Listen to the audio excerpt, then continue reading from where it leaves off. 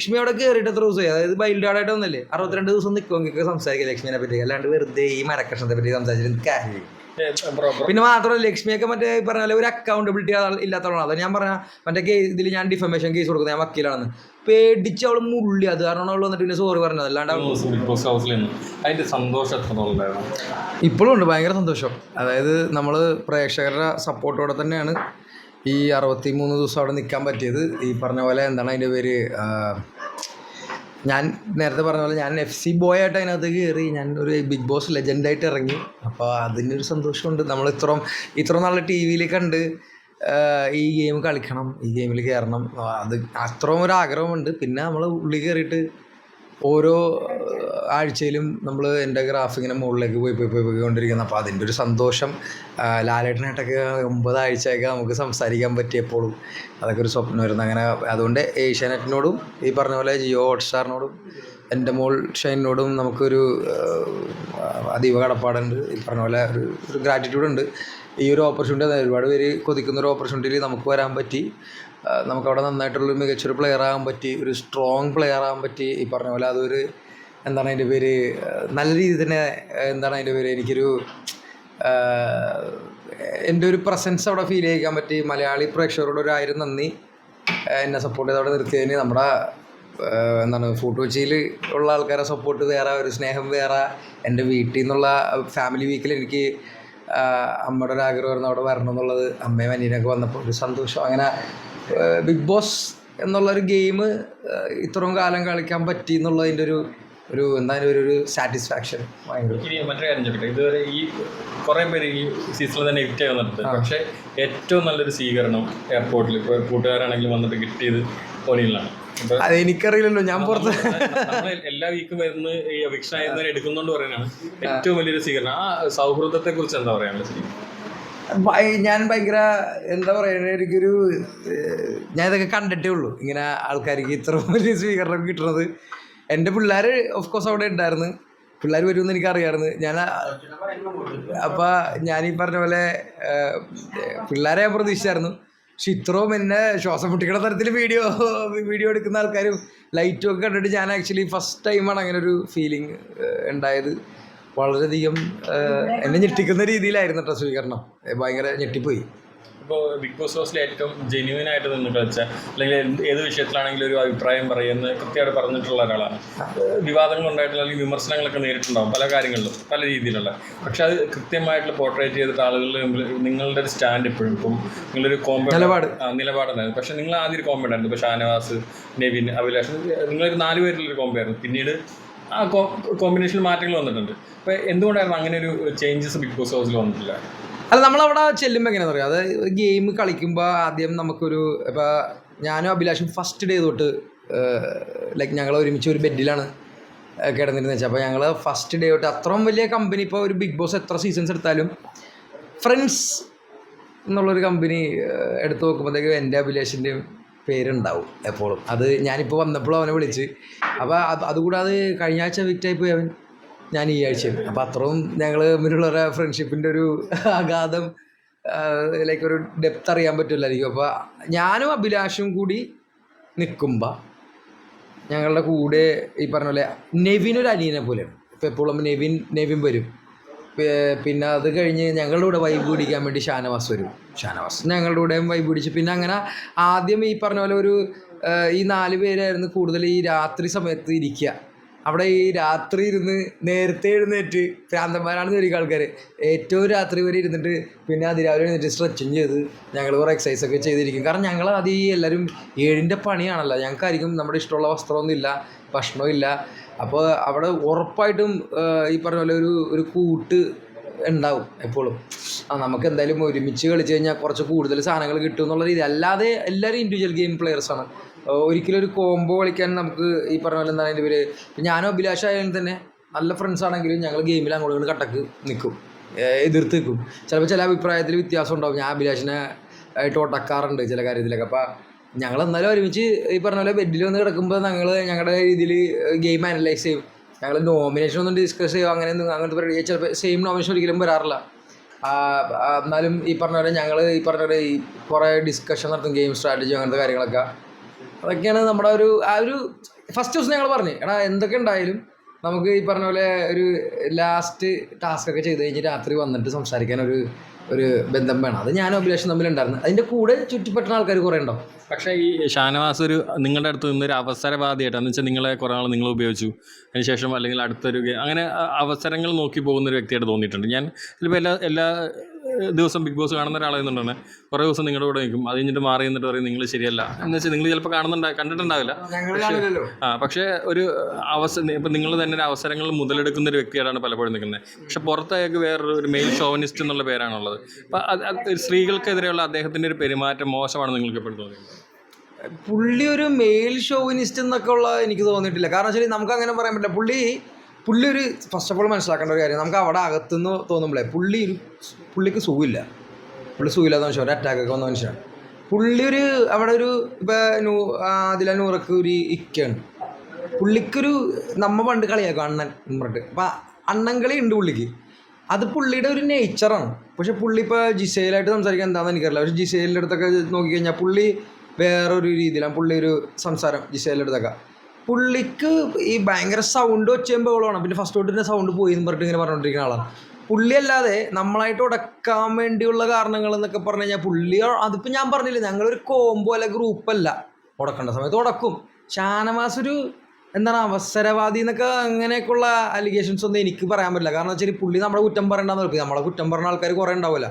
കുറ്റം പറഞ്ഞാൽ നമ്മൾ കേൾക്കണമല്ലോ, അത് നിങ്ങൾ ഗെയിമിൽ നിന്ന് കാണണല്ലേ. ഞങ്ങൾ മുൻപിൽ വന്നിട്ട് ഷാനവാസിനോട് എന്തുവേണമെങ്കിൽ സംസാരിക്കുക. അങ്ങനെ ഒരു വിഷയം ഷാനവാസായിട്ട് എനിക്കില്ല. അപ്പോൾ അങ്ങനെ ഇപ്പോൾ അഭിലാഷും ഞാനും ഷാനവാസായിട്ട് ഇടിവിടുന്നുണ്ട് കുറേ പ്രാവശ്യം.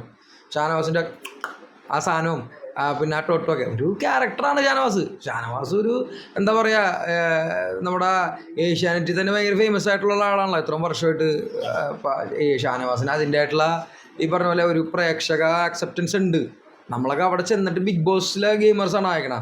ഷാനവാസിനെ നമുക്ക് എല്ലാവർക്കും അറിയാം. ഷാനവാസിനെ എവിടെ വേണമെങ്കിലും കയറി പോവാം, അതുണ്ട്. ഷാനവാസ് പിന്നെ ഈ പറഞ്ഞ പോലെ എന്താണ് അതിൻ്റെ പേര്, ഷാനവാസ് ഇപ്പം ഞങ്ങൾക്ക് നിങ്ങൾ പുറത്തുനിന്ന് കാണുന്ന എങ്ങനെയാണെന്നറിയില്ല, ഷാനവാസ് അനീഷായിട്ടുള്ള കോമ്പോ ഉണ്ടല്ലോ, അത് ഞങ്ങൾക്ക് ഭയങ്കര ബോറിങ്ങാണ്. ഓക്കെ, അതെന്ന് പറഞ്ഞു കഴിഞ്ഞാൽ ഷാനവാസ് അനീഷ് മറ്റേ ഒരു ഫ്രണ്ട്ഷിപ്പ് എന്നൊക്കെ പറയുമ്പോൾ ഞാനും അബീം പോലത്തെ ഒരു ഫ്രണ്ട്ഷിപ്പൊന്നുമല്ല. അപ്പോൾ ഷാനവാസിന് അങ്ങനെ ഒരു അവസരവാദിയായിട്ട് നമ്മുടെ മുമ്പിൽ കുറ്റം പറയാൻ തോന്നുള്ളൂ. എൻ്റെ നേർക്ക് വന്ന് കുറ്റം പറയാൻ അവിടെ ആയിരിക്കും ധൈര്യമില്ല, ആയിരിക്കില്ല. ഈ പറഞ്ഞ പോലെ അക്ബറൊക്കെ പുറകെ നൂത്രവനാണ്, അതൊക്കെ നമുക്കറിയാം. കഴുകനൊക്കെയാണെന്നൊക്കെ ശവന്തീനി എന്നുള്ള പേരൊക്കെ ഇട്ട് കൊടുക്കുന്നുണ്ടല്ലോ. അതേപോലെ നമ്മുടെ നേർക്ക് വരുമ്പോൾ നമുക്ക് അതുപോലെ കൊടുക്കാൻ പറ്റും. നേർക്ക് വന്ന് കളിക്കാനുള്ള ധൈര്യമില്ലാത്തവന്മാരാണ്. അപ്പോൾ ഈ പറഞ്ഞ പോലെ ഷാനവാസ് ആയാലും നമ്മുടെ നേരെ വരുമ്പോൾ നമ്മൾ തിരിച്ചു കൊടുക്കും, അത്രേ ഉള്ളൂ. അങ്ങനെ ഉണ്ടായിട്ടുള്ളൂ. ഇപ്പോൾ ഈ ലക്ഷ്മിയുടെ വിഷയത്തിൽ ലക്ഷ്മി താങ്കളോട് സോറി പറഞ്ഞു. എല്ലാ പുരുഷന്മാരും താങ്കൾ പറഞ്ഞിട്ട് തന്നെ ലോകത്തുള്ള പുരുഷന്മാരുടെ ഒക്കെ സോറി പറഞ്ഞു. പക്ഷേ ലക്ഷ്മിക്ക് പോസിറ്റീവായി. ലക്ഷ്മിക്ക് ഇവിടെ ഭയങ്കര സോഷ്യൽ മീഡിയയിലൊക്കെ ഭയങ്കര സപ്പോർട്ടാണ് നിലവിൽ. എനിക്കറിയില്ല, ഞാൻ ഫോൺ നോക്കിയിട്ടില്ല. പക്ഷേ എന്ന് വെച്ച് കഴിഞ്ഞാൽ മസ്താനിക്ക് നേരെ ഓപ്പോസിറ്റായി. മസ്താനിനെ ഭയങ്കരമായിട്ടുള്ള സോഷ്യൽ മീഡിയ ബുള്ളിങ്ങിലേക്ക് മാറി. അപ്പോൾ അതിനെക്കുറിച്ച് നിങ്ങൾ കണ്ടിട്ടുണ്ടാവില്ല, എന്താണ് പറയുക, സോഷ്യൽ മീഡിയ ബുള്ളിങ്ങിന് വേണ്ട ഒരു അവസ്ഥയ്ക്ക് വരേണ്ട കാര്യമുണ്ടോ, എന്താണ് തോന്നുന്നത്? അത് ഓരോരുത്തരും അവിടെ ഇപ്പോൾ ഈ പറഞ്ഞ പോലെ ഞാനിപ്പോൾ എൻ്റെ നിലപാട് നോക്കിക്കഴിഞ്ഞാൽ മസ്താനിയായിട്ട് അല്ലെങ്കിൽ ആ ഇഷ്യൂവിൽ നോക്കുമ്പോഴത്തേക്കും മസ്താനിനെ ഞാൻ പ്രൊട്ടക്ഷനിലായിട്ട് നിർത്തിയിട്ടുള്ളൂ. മസ്താനിയോട് മാറ്റി നിർത്തിയിട്ട് മസ്താനിയുടെ ഫീലിങ്സിനെ ഹേർട്ട് ചെയ്യാത്ത രീതിയിൽ സംസാരിച്ചിട്ടുള്ളൂ. മസ്താനി പോയപ്പോഴും പുലികളിയുടെ സാധനം ഒന്നും ചെയ്തിട്ടില്ല. കാരണം എനിക്ക് അപ്പാണിയൊന്നുമല്ല, അപ്പു ടുട്ടു നമ്മൾ കളിയാക്കുന്ന ടീംസാണ്.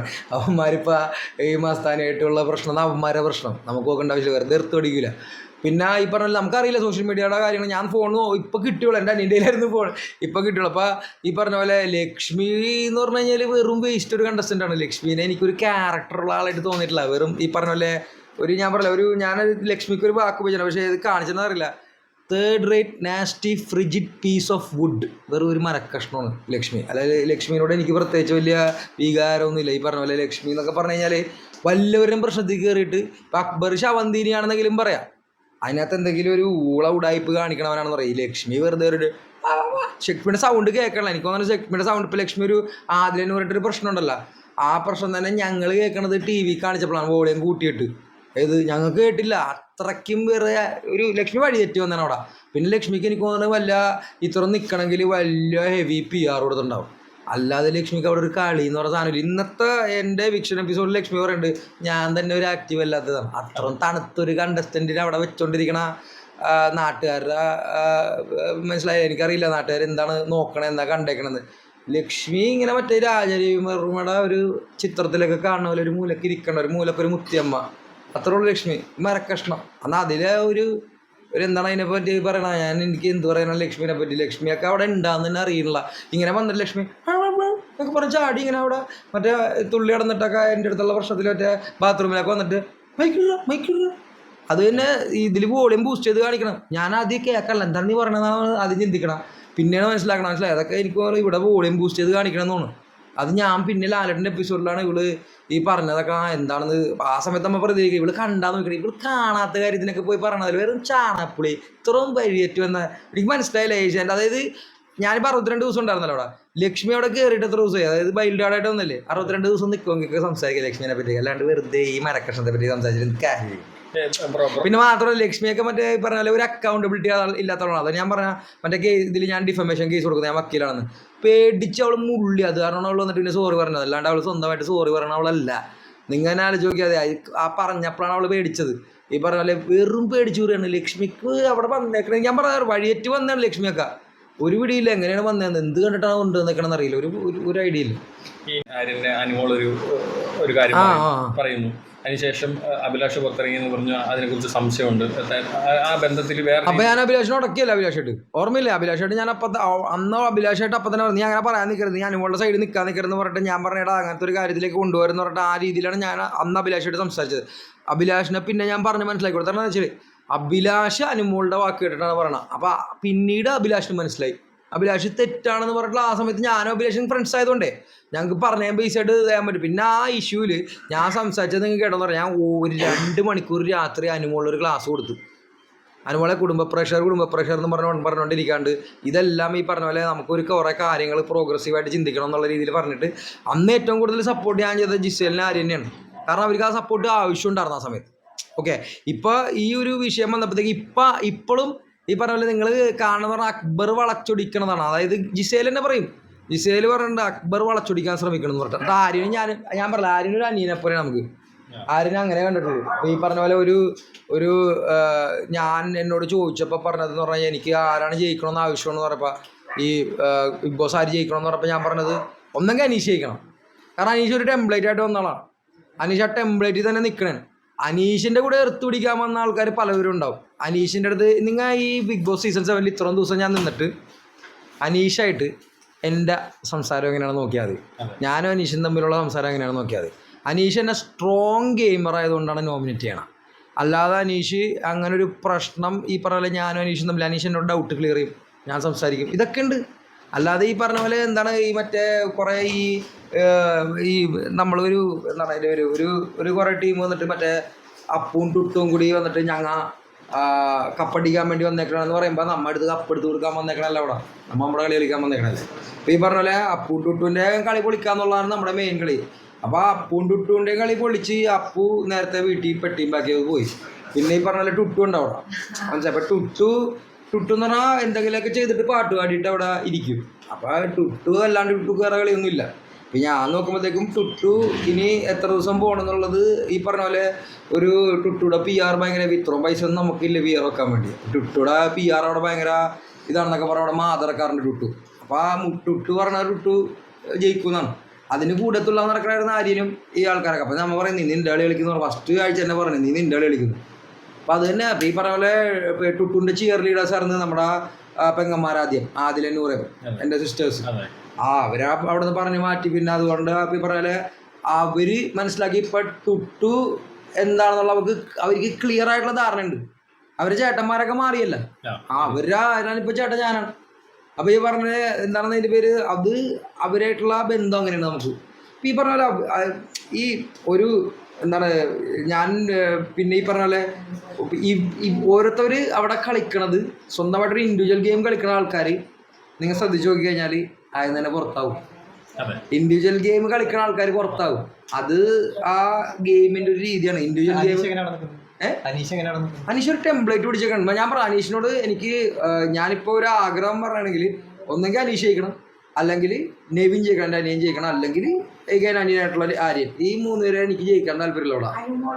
പിന്നെ അനുമോള് പാവം. ഞാൻ പറയാം അനുമോള് നമ്മുടെ ഒരു ഒരു ഞാൻ പറഞ്ഞപ്പോഴാണ് അനുമോൾ എന്ന് പറഞ്ഞു കഴിഞ്ഞാൽ നല്ലൊരു എന്നായിട്ട് ഞാൻ അനുഭവപ്പെട്ട പ്രശ്നമൊന്നുമില്ല. അന്നും ആ വിഷയത്തിൽ അനുമോളെ കുറ്റപ്പെടുത്തിയപ്പോൾ എല്ലാ ലോകം മൊത്തം കുറ്റപ്പെടുത്തിയപ്പോൾ ഞാൻ പറഞ്ഞ കുടുംബ പ്രേക്ഷകർ എന്ന് പറഞ്ഞിട്ടുള്ള ആ ഒരു നിൻ്റെ ഒരു നിലപാടുണ്ടല്ല, അത് തെറ്റാണ്. നീ അത് മാറ്റിയിട്ട് നീ ചിന്തിക്കുന്ന അവൾ മനസ്സിലാവും. അവള് ഞാൻ ഇരുത്തി കുറെ ക്ലാസ് കൊടുക്കാറുണ്ട്. പിന്നെ അത് കൂടാണ്ട് അനുമോളായിട്ട് ഞാൻ എപ്പോഴും കിച്ചണിൽ ഫുൾ ടൈം ഇപ്പം ഉണ്ടാവും. കഴിഞ്ഞൊരു 3 ആഴ്ച ഞാൻ ക്യാപ്റ്റൻ ആയപ്പോഴും ഇനി പറഞ്ഞാൽ ഇപ്പം കഴിഞ്ഞ കിച്ചൺ ടീമിലൊക്കെ അനുമോള് ഞാനും കൂടിയാണ് സംസാരിച്ച ചേട്ടാ ഇത് ചേട്ടാ. അത് നമ്മുടെ ഞാൻ പറയാം പെങ്ങൾ കൂട്ടത്തിൽ ഈ പട്ടാ ഗേൾസ് വിളിക്കും ഞങ്ങൾ. അതായത് അവിടെ പട്ടാ ഗേൾസ് എന്ന് വിളിക്കുന്നത് നമ്മുടെ അനുമോളിനെ ആദിലെ നൂറനെയാണ്. പിന്നെ ശൈത്യം ഉണ്ടായിരുന്നു. അഗൈൻ വൺ മോർ ശൈത്യക്ക് വേണ്ടിയാണ് നമ്മൾ ആദ്യം ഇടി ഉണ്ടാക്കിയതും പിന്നെ ജയിൽ ടാസ്കിൽ പോയതും. അതില് മറ്റേ തെറി പറഞ്ഞ അഭിലാഷും ചെരിപ്പൂരി എറിഞ്ഞ ആര്യനും ജയിലിൽ പോയില്ല, ഞാനാണ് ജയിലിൽ പോയത്. എൻ്റെ ഏറ്റവും ടഫസ്റ്റ് ടാസ്ക് കിട്ടി ഈ പറഞ്ഞ പോലെ. പക്ഷെ അത് ചെയ്യാൻ പറ്റി നല്ല രീതിയിൽ. അപ്പോൾ എൻ്റെ ഒരു എന്താണ് അതിൻ്റെ പേര് ഒരു പ്രോഗ്രഷനിലൊരു ഭാഗമാണ് ഇവരൊക്കെ, ഈ ശൈത്യായാലും അനുമോളായാലും. അപ്പം അനുമോളൊക്കെ ഈ പറഞ്ഞ പോലെ നല്ല രീതിയിൽ അവളുടെ ഒരു ടെംപ്ലേറ്റ് പിടിച്ച ആൾക്കാരാണ്. അനീഷ്, അനുമോൾ ഇവരൊക്കെ ഒരു ടെംപ്ലേറ്റിൽ പോയിക്കൊണ്ടിരിക്കുകയാണ്. അതാ ഞാൻ പറഞ്ഞ അവരപ്പ ഇൻഡിവിജ്വൽ ഗെയിമറാണല്ലോ. മികച്ച ഗെയിമറല്ലാഞ്ഞിട്ട് എന്തുകൊണ്ട് സാബുമാൻ ഇപ്പോഴും തുടരുന്നത് ബിഗ് ബോസിൽ? എന്തുകൊണ്ടായിരിക്കും സാബുമാൻ എന്തുകൊണ്ടായിരിക്കും ഇപ്പോഴും ബിഗ് ബോസ് തുടരുന്നത്? സാബുമാൻ എന്തുകൊണ്ടായിരിക്കും ഇപ്പോഴും ബിഗ് ബോസ് തുടരുന്നത്? നല്ലൊരു ഗെയിമർ അല്ലാഞ്ഞിട്ട് കൂടി. സാബുമാൻ നല്ലൊരു ഗെയിമർ അല്ല എന്നുള്ളത് നിങ്ങളുടെ അഭിപ്രായമല്ലേ? അല്ല, കമന്റ്സുകൾ ഒരുപാട് വരുന്നുണ്ട്. എന്തുകൊണ്ടാണ്? ഞാനതാ പറയാം, ഞാനൊന്നും നോക്കിയിട്ടുള്ള ബ്രോ ഫോണൊന്നും. ഈ സാബുമോൻ എന്ന് പറഞ്ഞ ആളില്ലേ, സാബുമോൻ എനിക്ക് ഒരു എന്താണ് അതിൻ്റെ പേര് തോന്നിയേക്കണം, ഒരു പുള്ളിയുടെ ഒരു രീതി വേറെയാണ്. ഇപ്പം എല്ലാ കണ്ടസ്റ്റൻറ്റും ഇടി വീഴണം, എല്ലാ കണ്ടസ്റ്റൻറ്റും ബഹളം ഉണ്ടാക്കണം, എല്ലാ കണ്ടസ്റ്റൻറ്റും കിടന്ന് മറ്റേ ഗോഷ്ടി കാണിക്കണം, അതൊന്നും ചെയ്യണം നിർബന്ധമില്ല. അപ്പം സാബുമോനെ ഇഷ്ടപ്പെടുന്ന ആൾക്കാരുണ്ടാവും. ഒരു പക്ഷേ സാബുമോന് ഈ പറഞ്ഞ സാബുമാന് ഈ പറഞ്ഞ പോലെ ഒരു എന്താണ് അതിൻ്റെ പേര് അവൻ്റെ ആയിട്ടുള്ള സ്വന്തമായിട്ടുള്ളൊരു ഒരു ഒരു ഒരു ഒരു പ്രസൻസ് അവൻ അവിടെ ഫീൽ ചെയ്യിപ്പിക്കണ്ടാവും. നമുക്കറിയില്ലല്ലോ. ഞാൻ നേരത്തെ പറഞ്ഞ പോലെ നമ്മളിപ്പോൾ ആദ്യത്തെ ആഴ്ച എന്നോട് ആൾക്കാർ ചോദിക്കും എവിടെയായിരുന്നു ചോദിക്കും. അതവർ നമ്മളെ വിസിബിലിറ്റി പുറത്തെങ്ങനെയാണെന്ന് നമുക്കറിയില്ലല്ലോ. നമ്മളവിടെ ചെയ്യുന്ന ഉണ്ട് കുറേ കാര്യങ്ങൾ. പക്ഷേ ഈ പറഞ്ഞ പോലെ ചിലപ്പോൾ ടുട്ടൂലേക്കൊക്കെ ശ്രദ്ധ പോവും. ശരിക്കും ആദ്യത്തെ ആഴ്ചകളിൽ ഒണികളിൽ കിട്ടിയിരുന്ന വിമർശനമാണ് ഇപ്പോൾ സാബുമോൻ കിട്ടുന്നത്. ഒരു ബീൻ ബാഗിൽ മാത്രം ഇരിക്കുന്ന ഒരു വ്യക്തി എന്നുള്ള രീതിയിൽ. ബീൻ ബാഗ് പറയാൻ പറയല്ലേ, പിന്നെ അത് കഴിഞ്ഞാൽ എല്ലാവരും ബീൻ ബാഗ് ഇരിക്കണം. പക്ഷെ അതിനുശേഷം എന്ന് വെച്ചാൽ നിങ്ങൾ ഗെയിമിൽ വ്യത്യാസം കൊണ്ടുവന്നു, അല്ലെങ്കിൽ താങ്കളടക്കം പല രീതിയിൽ. അതെ, അതാ അപ്പം അയാൾ പുള്ളിയുടെ കളി കളിക്കണായിരിക്കും. പുള്ളിക്ക് പക്ഷെ ഒരുപാട് സമയം ഉണ്ടോ ഇല്ല എന്നുള്ളത് പുള്ളി മനസ്സിലാക്കണം. നമ്മളെ പറഞ്ഞാൽ നമ്മൾ ഗെയിം അപ്പാക്കണമെന്ന് പറഞ്ഞാൽ ഓരോ ലെവലിലാണ്. ഇപ്പോൾ 7ന്റെ പണി എന്ന് പറഞ്ഞ ഫോർമാറ്റ് നമുക്കൊരു ഔട്ട് ഓഫ് സിലബസ് ആണ്. നേരത്തെ ബിഗ് ബോസ് പറഞ്ഞിട്ട് സിലബസ് പഠിച്ചിട്ട് പോകാൻ പറ്റില്ല. 7ന്റെ പണി ഒരിക്കലും ഇല്ലാത്തൊരു ഫോർമാറ്റായിരുന്നു. സ്ക്വിഡ് ഗെയിംസിനായിട്ടൊക്കെ കമ്പയർ ചെയ്യാൻ പറ്റിയ രീതിയിലാണ്. അതായത് നമ്മൾ പോകുമ്പോൾ തന്നെ നമുക്ക് വസ്ത്രമില്ല, ഭക്ഷണമില്ല, കുറേ കാര്യങ്ങളുണ്ട് പഴയ ബിഗ് ബോസിൽ ഇല്ലാത്ത കാര്യങ്ങൾ. ഞങ്ങളൊക്കെ ക്ഷീണിച്ചില്ലേ, അടിസ്ഥാനപരമായിട്ടുള്ള എല്ലാ കാര്യങ്ങളും നിഷേധിച്ചു അല്ലേ. അതായത് അങ്ങനെ അതാണ് ഈ ഗെയിം. അപ്പം അത് മനസ്സിലാക്കി. ഇപ്പം ഞാനൊരിക്കലും ഇപ്പോൾ ബിഗ് ബോസിനെ പറ്റി പരാതി ഉണ്ടാന്ന് വെച്ചപ്പോൾ ഞാൻ പറയാം സ്നേഹിച്ച് കൊല്ലരുത് ബിഗ് ബോസ് എന്ന് പറയാൻ. പരാതി ഇല്ല.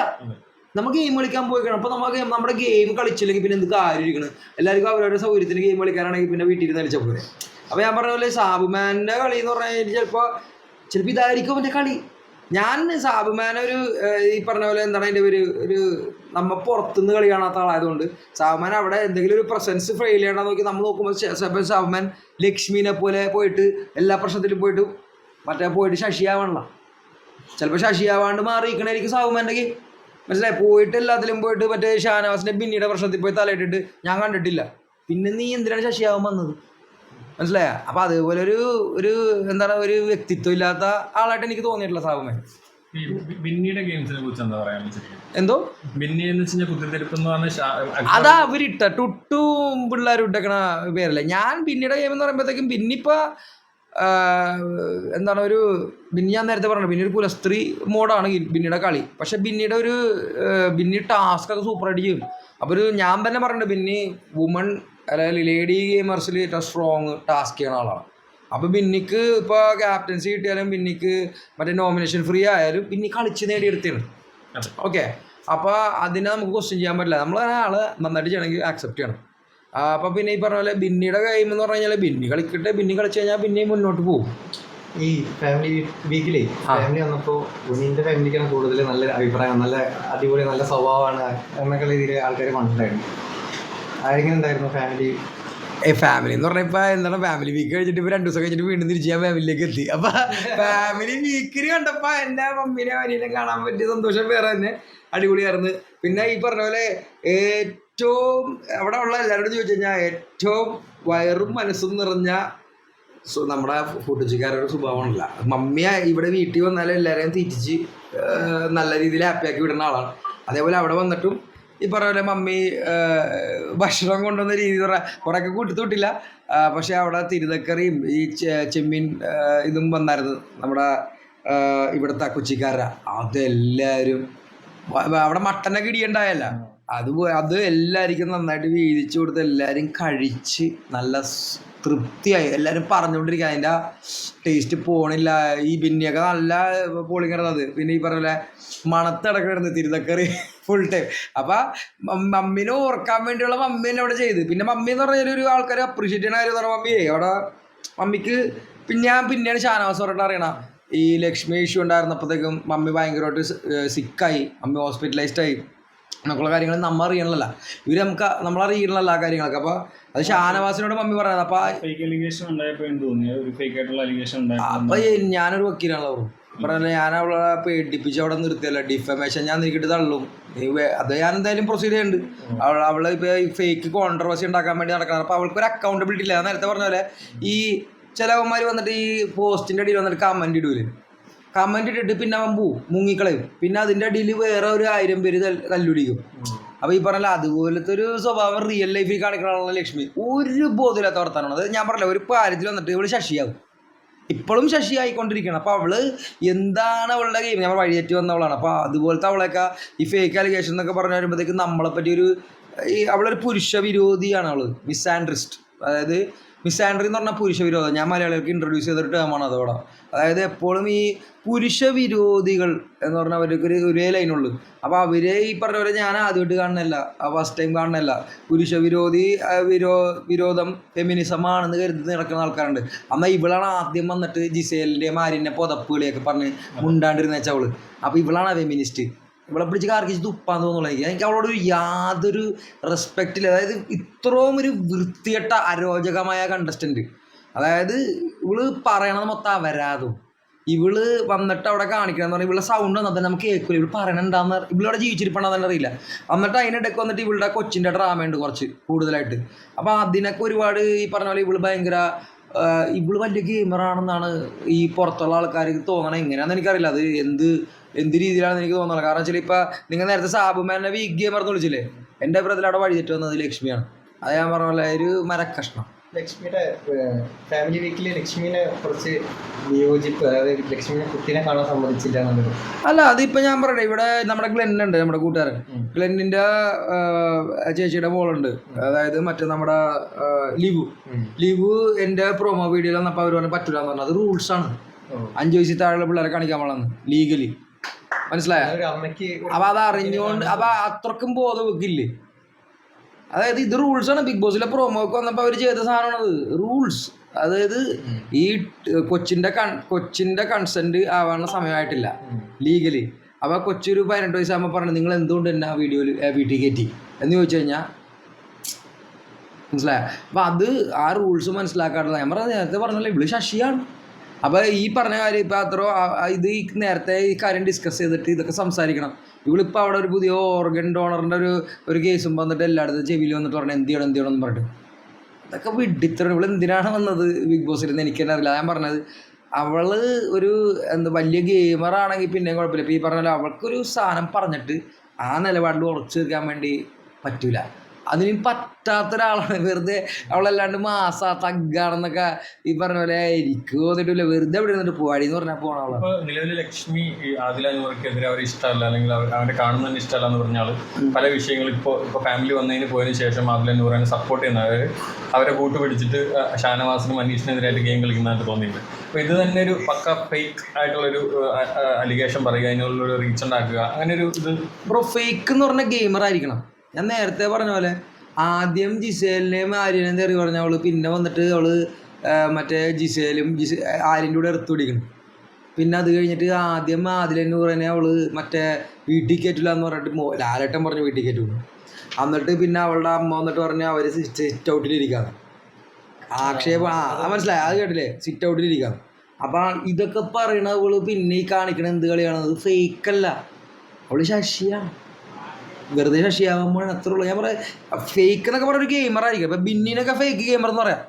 ഹൈജീൻ്റെ കാര്യം പറഞ്ഞിട്ട് പിന്നെ തീരെ ഹൈജീനില്ലാത്ത കാര്യങ്ങൾ. അവൾക്കൊരു ഗെയിമുണ്ട്, ഇവർക്ക് എന്താണ് ഗെയിം, ഇവള് വെറും ശശി.